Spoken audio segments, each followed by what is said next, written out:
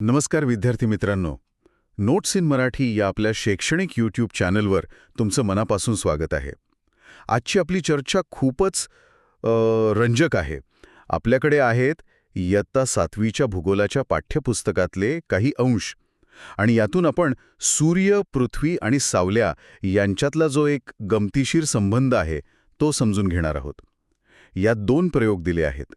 एक अगदी सोपा जो आपण घरात करू शकतो आणि दुसरा जो आहे तो वर्षभराच्या निरीक्षणांवर आधारित आहे.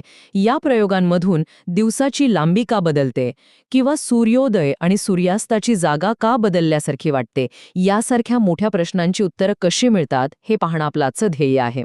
चला तर मग याचा सखोल अभ्यास करूया. तर पहिला प्रयोग खूपच सोपा आहे. कल्पना करा की एका टेबलाच्या एका बाजूला एक पांढरा कागद आहे आणि दुसऱ्या बाजूला एक विजेरी म्हणजे टॉर्च ठेवलेली आहे जी हलणार नाही. आता त्या कागद आणि विजेरीच्या मध्ये एक मेणबत्ती किंवा एक जाड रूळ उभा ठेवला आहे.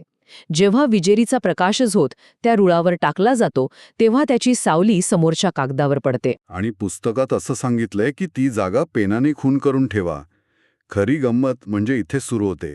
आता तो रूळ आणि कागदासह टेबल हळूहळू एका बाजूकडून दुसऱ्या बाजूकडे सरकवायचंय. असं केल्यावर कागदावर पडणाऱ्या सावलीच्या जागेत काय बदल होतो याचं निरीक्षण करायला सांगितलंय. हो, आणि इथे एक खूप महत्वाचा मुद्दा दडलेला आहे. हा साधा प्रयोग वाटतो, पण ही एका मोठ्या खगोलीय तत्वाची छोटी प्रतिकृती आहे. अच्छा. जसं टेबल सरकवल्यामुळे सावलीची जागा बदलते, त्याचप्रमाणे पृथ्वीच्या स्थितीमुळे वर्षभरात सूर्यप्रकाशाचा कोन बदलतो आणि त्यामुळे आपल्या सभोवतालच्या वस्तूंच्या सावल्यांची जागा आणि लांबी दोन्ही बदलतं. मागडे वळूया. यासाठी 5 ते 6 फूट लांबीची एक जाड काठी घ्यायची आहे आणि ही काठी अशा ठिकाणी लावायची आहे जिथे वर्षभर सूर्योदयाच्या किंवा सूर्यास्ताच्या वेळी ऊन मिळेल. आणि महत्वाचं म्हणजे ही काठी वर्षभरासाठी तिथेच राहणार आहे. म्हणजे एकदा लावली की तिला हलवायचं नाही. बरोबर. आणि करायचं काय आहे तर आठवड्यातून एकदा सूर्योदयाच्या किंवा सूर्यास्ताच्या वेळी त्या काठीच्या सावलीची जागा जमिनीवर किंवा भिंतीवर दिनांक टाकून नोंदवायची आहे. जर सावलीची जागा बदलणी असेल तर ते अंतरही मोजून ठेवायचं आहे. आणि सोबतच क्षितिजावर सूर्योदय किंवा सूर्यास्त नेमका कुठे होतोय या जागेचंही निरीक्षण करायचे आहे. या उपक्रमाचा उद्देश केवळ सावल्या मोजणं नाहीये बरं का. मग तर पद्धतशीरपणे माहिती गोळा करून त्यातील एक विशिष्ट आकृतीबंध म्हणजे पॅटर्न शोधणे हा आहे. सावलीच्या जागेतला बदल आणि क्षितिजावरील सूर्याचा जागेतला बदल हे पृथ्वीच्या सूर्याभोवतीच्या भ्रमणाचे आणि तिच्या कललेल्या आसाचे थेट पुरावे आहेत. अच्छा. हा एक प्रकारे निसर्गाचा अभ्यास करण्याचा प्रत्यक्ष वैज्ञानिक अनुभव आहे. हे खरं आहे. आता या पुस्तकात सप्टेंबर महिन्यातील निरीक्षणांवर आधारित काही विशिष्ट प्रश्न विचारले आहेत. पहिला प्रश्न आहे की सप्टेंबर महिन्यातील नोंदींवरून दिनमान म्हणजे दिवसाचा कालावधी आणि रात्रमान रात्रीचा कालावधी यांचा अभ्यास करा. दुसरा प्रश्न आहे सप्टेंबर महिन्यात तुम्ही नोंदवलेली काठीची सावली कोणत्या दिशेला होती.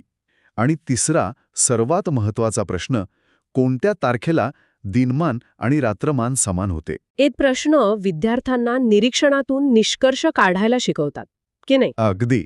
दिनमान आणि रात्रमान समान असणं हे विषुवदिनाकडे म्हणजे इक्विनॉक्सकडे स्पष्टपणे संकेत देतं आणि सावलीची दिशा सूर्याच्या सापेक्ष स्थितीबद्दल माहिती देते. यातून विद्यार्थी केवळ माहिती गोळा करत नाहीत तर त्या माहितीचा अर्थ लावायला शिकतात. यात अजून एक विचार करायला लावणारा प्रश्न आहे. कोणता? जर भिंतीवरील सावलीची जागा सातत्याने उत्तरेकडे सरकत असेल तर सूर्योदय किंवा सूर्यास्ताचे ठिकाण कोणत्या दिशेला सरकल्यासारखे वाटेल. हा एक उत्तम प्रश्न आहे. हो ना. यातून व्यस्त संबंध म्हणजे इन्व्हर्स रिलेशनशिप लक्षात येतो. सावली उत्तरेकडे सरकते याचा अर्थ प्रकाश स्रोत म्हणजे आपला सूर्य तो क्षितिजावर दक्षिणेकडे सरकत आहे. अच्छा, म्हणजे हे उलट आहे. अगदी. आणि हेच दक्षिणायन आहे.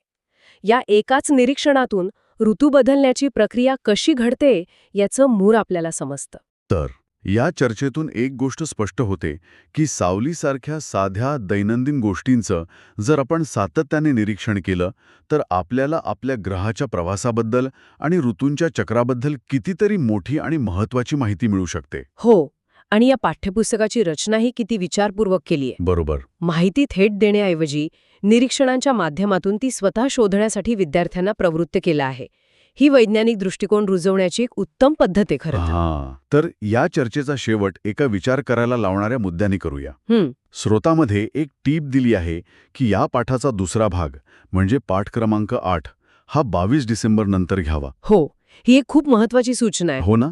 आता विचार करा, 22 डिसेंबर या तारखेला किंवा त्या सुमारास असं काय घडतं जे या वर्षभराच्या निरीक्षणातील पुढचा महत्वाचा टप्पा असेल?